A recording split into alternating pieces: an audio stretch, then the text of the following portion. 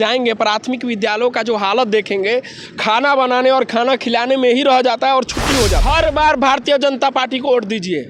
मैं कह रहा हूं हर बार मोदी जी प्रधानमंत्री बने, हर बार मुख्यमंत्री हमारे श्री योगी आदित्यनाथ जी हो। लोग वोट देते समय जाति देख रहे हैं, धर्म दे रहे हैं कि भाई हिंदू का नेता है तो मुस्लिम का नेता है तो यादव है तो ब्राह्मण का नेता है, लेकिन कहीं भी लोग विकास नहीं देख रहे हैं। कांग्रेस की गवर्नमेंट से परेशान थे और उसी चीज़ों को देखते हुए लोगों ने भारतीय जनता पार्टी माननीय नरेंद्र मोदी जी को लाया कि यह आएंगे तो विकास की गंगा बहेगी, या आएंगे तो भ्रष्टाचार खत्म होगा, या आएंगे तो शिक्षा विकास, शिक्षा जो मूलभूत सुविधाएं वो सही होंगे। जिस प्रकार शिक्षा व्यवस्था और स्वास्थ्य व्यवस्था अपने यूपी में बहाल हो रही है, तमाम इस प्रदेश को योगी राज से राम राज्य बनाने की घोषणा की जा रही है, नए नए मंदिर स्थापित किए जा रहे हैं, लेकिन उसके साथ साथ इस प्रदेश में उज्जवल शिक्षा की भी बात की जा रही है।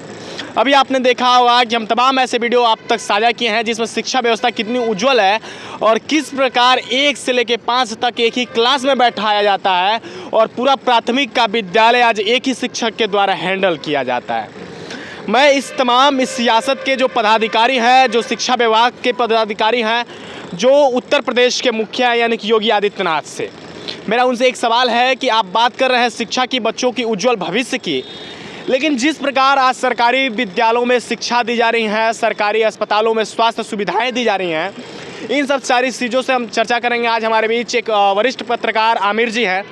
सबसे पहले आमिर जी, पूर्वांचल भारत में आपका स्वागत है। बहुत बहुत धन्यवाद आपका और आपके देखने वाले को, सभी लोगों को बहुत ही दिल से शुक्रिया अदा करते हैं। जी, क्या सवाल है आपका? जिस प्रकार उत्तर प्रदेश में बच्चों, जो गरीब बच्चे हैं, उनके लिए उज्जवल भविष्य की कामना की जा रही है, उनके लिए हाई तकनीक की शिक्षा व्यवस्था लाई जा रही है, आधुनिक भारत बनाया जा रहा है, लेकिन आपने भी देखा होगा कि जिस प्रकार आज हमारे समाज में सरकारी विद्यालय और सरकारी हॉस्पिटल की स्थिति है, कहीं ना कहीं वो एक बार सोचने पे मजबूर कर देती है। तो मैं आपको ये बताना चाहूँगा, सबसे ज़्यादा ज़रूरी क्या है कि जनता को जागरूक होना। जो अपना जनता जो है, जो जागरूक नहीं है, अगर जनता जागरूक रहती तो आप देख लीजिए, गांव का हालत देख लीजिए। आप गांव में जब जाएंगे, प्राथमिक विद्यालयों का जो हालत देखेंगे, खाना बनाने और खाना खिलाने में ही रह जाता है और छुट्टी हो जाता है। और ऐसे बहुत सारे ऐसे जगह आप देखेंगे, हॉस्पिटल में डॉक्टर्स नहीं रहते हैं टाइम से। हॉस्पिटल में जब लोग, आम आदमी जाता है तो आप ज़्यादा दूर मत जाइए, कुशीनगर के अंदर जितने भी सरकारी विभाग से लेकर वह सरकारी स्कूल जो भी है, आप वहाँ पे लापरवाहियाँ देखने को आपको मिलेंगे। रीज़न क्या है कि जनता खुद नहीं चाहती है स्वास्थ्य, शिक्षा और रोजगार की बात की जाए। जनता को जो नेता है वह सिर्फ धार्मिक उन्मादी बातों में चारों तरफ से घेर रखा है। उनके सवाल जो है पनप ही नहीं रहा है कि अगर मेरा अधिकार है कि मेरे बच्चे जो प्राथमिक विद्यालय में पढ़ रहे हैं, आखिर सबसे पहली बात आप देखिए, जो प्राथमिक विद्यालय में पढ़ाने वाले जो टीचर्स हैं, वह अपने बच्चे को 100% में मात्र 1-2% ऐसे शिक्षक मिलेंगे जो अपने बच्चों को प्राइवेट स्कूल में नहीं पढ़ा के अपने विद्यालय में पढ़ा रहे होंगे। कोई ऐसा कोई भी शिक्षक को नहीं देखने को मिलेगा आपको कि जो सरकारी विद्यालय में अपने ही बच्चों को पढ़ा रहा हो। वो खुद तो नौकरी करेगा, सेवानिवृत्त होगा सरकारी विद्यालय से, नौकरी भी करेगा सरकारी विद्यालय में, लेकिन अपने बच्चों को सरकारी विद्यालय में पढ़ाने नहीं जाएगा। कहीं ना कहीं आजकल बात की जा रही है धर्म की, मंदिर की, मस्जिद की, लेकिन लोग आजकल क्यों ना ऐसे सरकारी व्यवस्थाओं पर बात करते हैं? सरकारी व्यवस्थाओं पर उनका असल बात है, जो गवर्नमेंट चुनने का तरीका है, वह आप देखेंगे कि एक आम आदमी जो है कमा रहा है, छोटा मोटा व्यापार करके, कुछ आगे करके, कोई नौकरी वाले हैं, कई तरह के कई चीज़ों को आप देखेंगे। वह क्या है, घर पे जब जाएगा तो जब टीवी ओपन करेगा, सबसे पहली बात बाल बच्चों में आएगा। उसके बाद होता क्या है कि या तो मोबाइल खोलेगा और नहीं तो टीवी ओपन करेगा। तो क्या देखेगा कि हिंदू मुस्लिम। मोबाइल खोलेगा तो पूरे सोशल मीडिया पे 100% यही सारी खबरें, हिंदू मुस्लिम। टीवी खोलेगा, डिबेट में ब्रेकिंग न्यूज, आपके कसिया में ऐसे बहुत सारे ऐसे घटनाएं जो है आप देखेंगे कि यह अगर मीडिया आज हम लोगों ने जो माइक पकड़ा है, ये माइक पकड़ने की ज़रूरत नहीं पड़ती अगर जो ये मेन मीडिया है, मेन स्ट्रीम की जो मीडिया है, अगर ये वाकई में जनता के मूलभूत सुविधाओं की बात करती, स्वास्थ्य, शिक्षा और रोजगार की बात करती, तो आज हम लोग को ये माइक पकड़ने की ज़रूरत नहीं पड़ती। कहीं ना कहीं 2024 का इलेक्शन भी नज़दीक है। इस इलेक्शन को लेकर तमाम तैयारी किया है, नए नए वादे किए जाएंगे। यहाँ के जो सांसद प्रतिनिधि होंगे वो अपने अपने जो उम्मीदवार खड़े होंगे वो वादे करेंगे कि शिक्षा व्यवस्था देंगे, नौकरियां देंगे, रोजगार देंगे। लेकिन आज भी प्रत्येक ऐसे कुशीनगर जनपद उत्तर 2464 विद्यालय हैं, प्राथमिक विद्यालय से लेकर माध्यमिक विद्यालय और उच्चतर विद्यालय।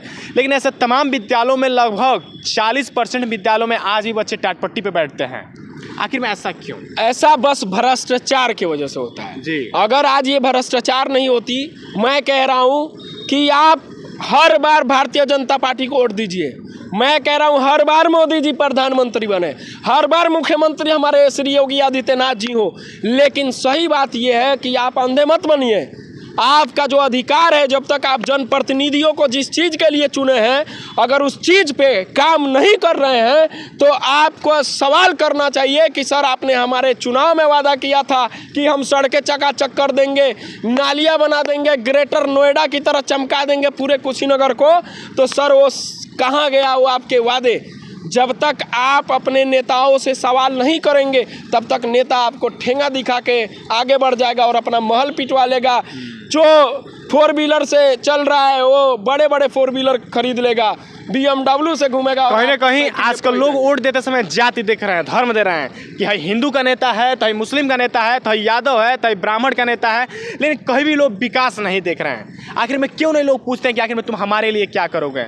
लोग जाते 2 रुपये का सामान किनने, पेन खरीदते 5 रुपये का, तो उसको भी 10 बार खींच के देखते हैं कि चल रहा है कि नहीं चल रहा है, पतला चल रहा है कि मोटा चल रहा है। लेकिन जब वोट देना रहता है तो जाते हैं, अंगूठा दबा के EVM मशीन पे चले जाते हैं, लेकिन एक बार उस प्रतिनिधि और उस उम्मीदवार से सवाल नहीं करते हैं कि आखिर में आप हमारे लिए क्या करें। कहीं ना कहीं लोग खाली यही देखते हैं कि हाँ यादव का नेता है तो है, अखिलेश का नेता है तो भाजपा का है, तो ब्राह्मण है तो भाजपा को वोट देगा, अब मुस्लिम है तो मुस्लिमों को वोट देगा, हिंदू है तो हिंदू को वोट देगा। देखिए, सबसे पहली बात आकाश जी, आपने ये जातिगत जो सवाल कर दिया है, अभी हाल ही में हमारे पड़ोस राज्य बिहार में क्या हुआ था, वहाँ पे जातिगत जनगणना हुआ था, तो बड़ी खुशी हुआ था। जो यादव थे देखा इतना % मिल गया, मुस्लिमों में इतने % मिल गया, ब्राह्मणों में इतने % ब्राह्मण है, हाँ OBC में इतने, SC ST में इतने। अरे भाई, जातिगत जनगणना से कुछ नहीं होने वाला है। जातिगत जनगणना से आपका विकास नहीं हो सकता है। जातिगत जनगणना से आपका सड़कें और नाली और मूलभूत सुविधाएं नहीं सही हो सकती है। आपको जनगणना करना है तो अपने एरिया में देखिए नालियाँ कितना खराब है, सड़कें कितनी खराब है। आपको जनगणना करना है तो आप स्कूलों, अपने विद्यालयों का जो है जनगणना करिए, क्योंकि आप देखेंगे आज भी कॉलेजों में, डिग्री कॉलेजों में, जो सरकारी कॉलेज हैं, वहाँ पे 80-90 हज़ार पाने वाला शिक्षक पढ़ा रहा है। लड़का इधर घूम रहा है, लड़की उधर घूम रही है, बच्चे किधर गए, बच्चे कब आ रहे हैं, कब जा रहे हैं, कोई मतलब नहीं होता है। और आज सवाल किया जाता है कि प्राइवेट स्कूलें लूट रहे हैं। अरे भाई, लूटने का मौका किसने दिया? लूटने का मौका कहीं ना कहीं अगर देखा जा रहा है तो आजकल जो सरकारी विद्यालय हैं उसमें क्लास चल रही हैं 5वीं तक, 8वीं तक, और शिक्षक करा रहे हैं 2-3, और वो भी सारे बच्चों को एक ही में बैठा। आप बताइए कि जितने भी क्लास होते हैं सारे का सिलेबस अलग अलग होता है, बिल्कुल, लेकिन उसके बाद भी क्या एक क्लास में बैठा के 1 से लेकर 8 तक के बच्चों को पढ़ाया जा सकता है? बिल्कुल भी ये कहीं से भी पॉसिबल नहीं है। अगर आप पीरियड बताइए तो 1 से लेकर 8 पीरियड तक होता है, नॉर्मली बताएं। अगर 1 से 6 ही मान लीजिए, 6 सब्जेक्ट है, Hindi, English, math, GK, computer, EVS। अगर ये सब्जेक्ट्स आपके प्राइमरी सेक्शन वालों को दे रहे हैं तो ये कैसे संभव है कि जब आप क्लास 1 वालों को पढ़ा रहे हैं और उसी में 2nd वाला भी पढ़े, 3rd वाला भी पढ़े, 2nd वालों का सारा एक ही मिला दिया, दाल चावल सब्जी मिला के दे दिया जा के लीजिए खाइए। तो ये बिल्कुल ही गलत है। मैं चाहूँगा कि आप जिस अपने स्कूल में, आप जो भी जिस जगह पे भी रहते हैं, जनता को जागरूक होकर वहाँ पे देखना चाहिए कि जो अपने बच्चों को भेज रहे हैं सरकारी स्कूलों में, वहाँ पे कौन सा सिलेबस तैयार किया जा रहा है, किस हिसाब से वहाँ पे पढ़ाया जा रहा है, सब्जेक्ट्स क्या हैं और किस सब्जेक्ट के टीचर कौन से हैं जो पढ़ाते हैं, नहीं पढ़ाते हैं। सवाल करिए, DS आपके सामने जो है तमाम toll free number Uttar Pradesh सरकार ने जो है लागू कर दिया है, आपके ऊपर डिपेंड करता है। आप जागरूक है नहीं है तो क्या घंटा सवाल करेंगे। जिस प्रकार अगर देखा है 2020-21 के बजट में बेसिक शिक्षा मद द्वारा 4 करोड़ 81 लाख रुपए पास किए थे, लेकिन इन सारी पैसों को लेकर कहाँ फंसाया जा रहा है? अब देखिए, सही बात यह है कि सबको पता है कहाँ फंसता है ये पैसा। ज़मीनी स्तर तक आते आते वो पैसा आधा हो जाता है। तो ये सारे सिचुएशन क्रिएट होता है जब तक जनता जागरूक होकर सवाल नहीं करेगी। जैसे ओवरब्रिज ये बन रहा है, अब ये ओवरब्रिज बन रहा है, अगला आया है ठेकेदार कहीं से, वो अपना बनवा के चला जाएगा, लेकिन जनता नहीं देखेगी कि इसमें कौन सा माल डाला जा रहा है, क्या डाला जा रहा है। तो आगे देखेंगे, कई बार देखे होंगे कि ओवरब्रिज गिरता है तो लोग, आम लोग वहीं के मरते हैं। तो यही देखिए, सबसे बड़ी बात इन्होंने कहा कि जनता नहीं देखता है। चूंकि हमारा सवाल इनसे इसलिए था शिक्षा विभाग को लेके, क्योंकि ये भी एक शिक्षक हैं और हम ये जानना चाहते थे कि एक प्राइवेट शिक्षक सरकारी शिक्षा व्यवस्था को लेकर कितना सही करता है। और जिस प्रकार आप ही देख रहे होंगे कि शिक्षा व्यवस्था को लेकर उत्तर प्रदेश के द्वारा बजट में लगभग 63 लाख रुपए दिए गए थे, जिसमें से 2021 आते आते 53 लाख खर्च हो गए थे। उसके बाद से बेसिक शिक्षा मदद द्वारा 4 अरब 81 लाख रुपए बजट पास होते हैं, लेकिन वो भी पैसे के जाके कहाँ ख़त्म हो जाता है। और आज भी जिस प्रकार उस समय था, अगर बात की जाए कांग्रेस के भी शासन में, तो ठीक उसी प्रकार सरकारी व्यवस्था था।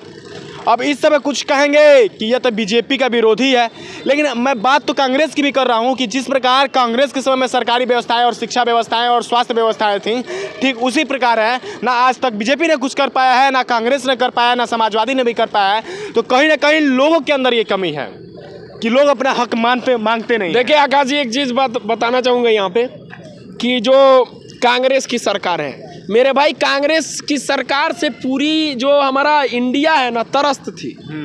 पूरा भारत के लोग कांग्रेस की गवर्नमेंट से परेशान थे और उसी चीज़ों को देखते हुए लोगों ने भारतीय जनता पार्टी माननीय नरेंद्र मोदी जी को लाया कि यह आएंगे तो विकास की गंगा बहेगी, या आएंगे तो भ्रष्टाचार खत्म होगा, या आएंगे तो शिक्षा विकास, शिक्षा जो मूलभूत सुविधाएं वो सही होंगे। काफ़ी हद तक मोदी जी ने सही भी किया है। देखिए, जो काम हुआ है उसको आप नकार नहीं सकते हैं, लेकिन जो नहीं हो रहा है वह मेन चीज़ ये है कि जनता के जागरूकता न होने से। देखिए, कहीं ना कहीं जब तक जनता विकास के नाम पर वोट नहीं देगी, तब तक ऐसे ही सरकारी व्यवस्थाएं गड़बड़ाते रहेंगी और देश में भ्रष्टाचार और गरीबों के नाम पर भ्रष्टाचार होता रहेगा।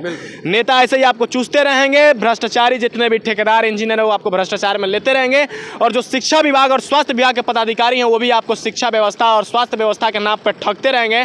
और ठगी का सिलसिला ये ऐसे ही लगातार जारी रहेगा जब तक जनता जागरूक नहीं होगी, चाहे वो कांग्रेस की सरकार हो, चाहे वो बीजेपी की सरकार हो। इसलिए मेरा आप सभी से निवेदन है कि आप लोग जागरूक होइए और अपने हक के लिए आवाज उठाइए। अगर जहां गलत हो रहा है तहां गलत कहिए, जहां सही हो रहा है तहां पे सही कहिए। देखिए, मैं यही कहता हूं कि सही का समर्थन और गलत का विरोध होना चाहिए। ये मत देखिए कि हम समाजवादी वाले हैं तो समाजवादी का विधायक है तो उसका हम विरोधी नहीं है जी। हम बीजेपी वाले हैं तो बीजेपी को हम चुन के भेजे हैं सदन में, तो उसके लिए इसलिए नहीं भेजे हैं कि वो नंबरगिनी गाड़ियों में घूमेगा, लंबरगिनी है ना, BMW गाड़ियों में घूमेगा, वो इसलिए हम लोग। गरीब को एक मोटरसाइकिल नसीब नहीं हो रही है। जितने भी अरबपति है, जितने भी शिक्षा विभाग के अधिकारी है, किसी भी विभाग का अगर देख लिया जाए, सरकारी नौकरी मिला नहीं है, उधर एक फॉर्च्यूनर एक BMW खड़ा हो गया, और दहेज 10 गुना है। दहेज 10 गुना है। तो यही बात है, तो ये डिफरेंट है। अब दोस्तों, मेरा ये प्रयास था कि मैं शिक्षा विभाग और जितने भी स्वास्थ्य विभाग हैं उनकी जो जानकारियां हैं, जो उनका सच है, वो आप तक रखूं। मेरा ये प्रयास आप लोग कैसा लगा ये भी कमेंट बॉक्स में जरूर बताइएगा, और इस वीडियो को ज़्यादा से ज़्यादा शेयर करें कि जनता जो इस देश में एक अंधभक्ति में जो जूझ रही है, जो जाति के नाम पर वोट दे रही है, वो विकास के नाम पर वोट दे। और मेरा ये प्रयास आप लोग कैसा लगा ये भी बताइए। तब तक के लिए नमस्कार, जय हिंद, जय भारत।